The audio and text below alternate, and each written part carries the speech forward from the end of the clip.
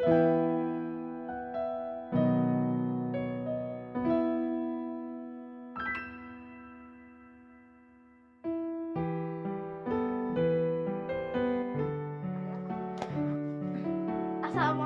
Ibu. Waalaikumsalam, Ibu. Iya Ibu, gimana kabarnya Ibu? Baik, Alhamdulillah, sedikit bagaimana sehat, Ibu? sedikit sakit. Kalau Ibu bagaimana Bu? Alhamdulillah Bu, saya sehat. Iya Ibu. Ibu sebelumnya perkenalkan saya Bidan Gina ya. Di sini saya bertugas dari desa melalui Puskesmas sebagai pemateri mengenai tanda bahaya pada kehamilan, yaitu trimester 3 ya. Ibu-ibu sekarang sudah trimester 3 ya, sudah Iya, betul, masuk. Iya betul. Nah kalau boleh tahu, ini ibu siapa Ibu? Ibu Kia. Ibu Kia, usia kandungannya berapa minggu Bu? 32 minggu. 32 minggu, iya. Kalau ini ibu siapa? Ibu Tari, kandungannya sudah berapa minggu Bu? 35 minggu. 35 minggu. Kalau ini ibu siapa? Delina. Ibu Delina, usia kandungannya berapa minggu Bu? 36 minggu. Oh 36 minggu ya. Baik, kalau begitu kan sekarang semuanya sudah memasuki trimester 3 ya. Nah sekarang saya di sini mau menjelaskan apa sih tanda bahaya pada trimester 3 ya. Nah sebelumnya ibu-ibu sudah pada tahu belum apa sih tanda bahaya yang biasanya terjadi pada trimester 3? Ketubannya perdarahan bukan Bu? Oh iya betul sekali, perdarahan betul, ketuban pecah juga betul. Nah itu hanya sebagian ya Bu ya Pak, dan itu pun tidak selalu terjadi ya pada trimester 3 ini. Nah di sini saya sudah membawa alat peraga ya Bu ya, atau alat yang membantu untuk saya menjelaskan pada ibu-ibu ya. Nah di sini ada beberapa tanda bahaya pada ibu hamil di trimester 3 ya ibu-ibu ya. Nah yang pertama ini ada muntah terus dan tak mau makan. Nah ini memang tidak semua orang akan terjadi ya Bu ya, tetapi sebagian ibu-ibu juga akan biasanya ada yang mengalami seperti ini. Nah ini sebaiknya cara pencegahannya itu kalau bisa makan sedikit-sedikit dibantu dengan minum ya Bu ya, tapi sering ya makannya. Nah lalu yang kedua ada demam tinggi.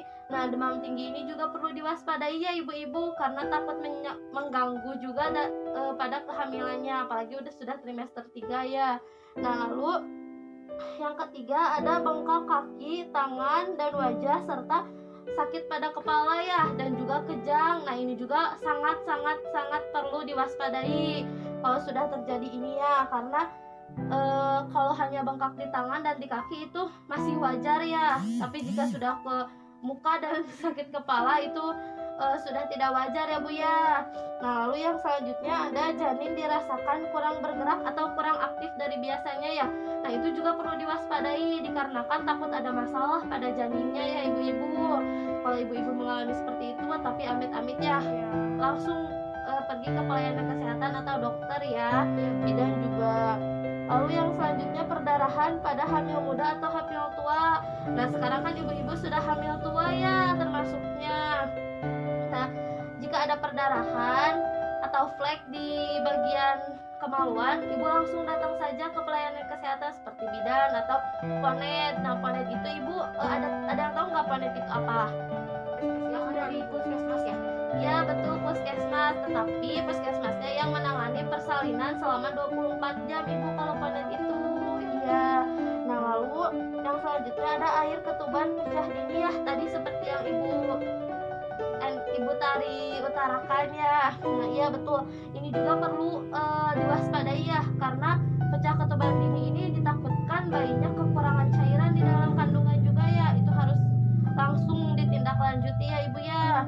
Nah lalu yang selanjutnya di sini ada demam menggigil berkeringat bila ibu berada di daerah endemis malaria. Nah itu jika ibu ada di daerah endemis malaria, sebaiknya sering-sering konsul ya ibu ke bidan, ke dokter gitu ya.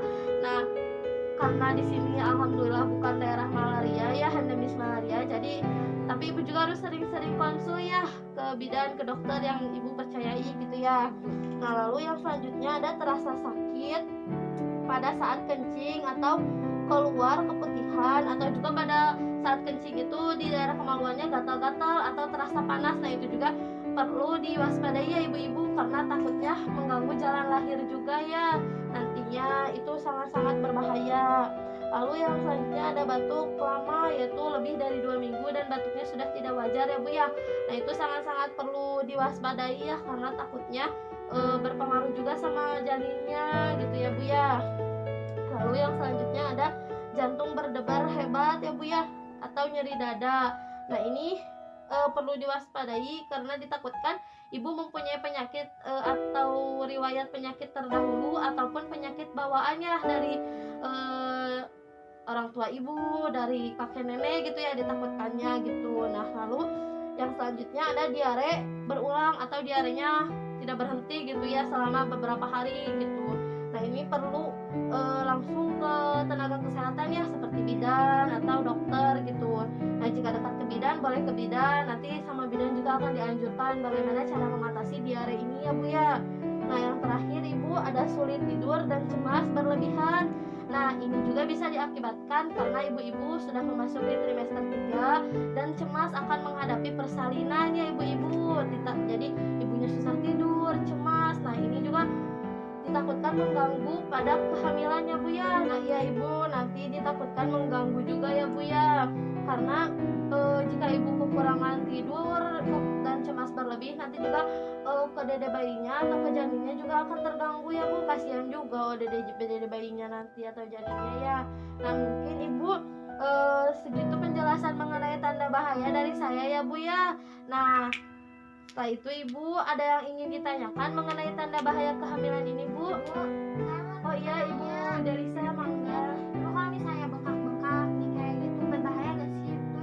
Nah tadi kan saya sudah sebutkan ya ibu ya, untuk bengkak-bengkak ini jika terjadi sampai ke ke daerah wajah dan juga sakit kepala sampai juga kejang, itu sangat berbahaya Bu, itu perlu diwaspadai. Tetapi jika hanya di bagian kaki dan tangan itu wajar ya Bu di trimester 3 ini, dikarenakan badan ibu itu cairannya berlebih ya, karena kan di satu tubuh ada dua itu ya Bu, ada 2 nyawa atau 2 jiwa yang hidup gitu Bu. Jadi cairannya berlebih, jadi masuknya ke tangan dan kaki gitu Bu, terendapnya. Jadi itu tidak berbahaya. Nanti jika dede bayinya sudah lahir, insya Allah bengkak-bengkaknya dan juga hilang Bu. Iya betul. Kalau misalkan lebih dari masa nifas belum hilang, ibu boleh konsultasikan lagi ke bidannya ya Bu ya, jika bengkak-bengkaknya nanti tidak hilang gitu Bu ya. Sudah terjawab Bu? Iya ibu, sudah makasih. Ya sama-sama ibu.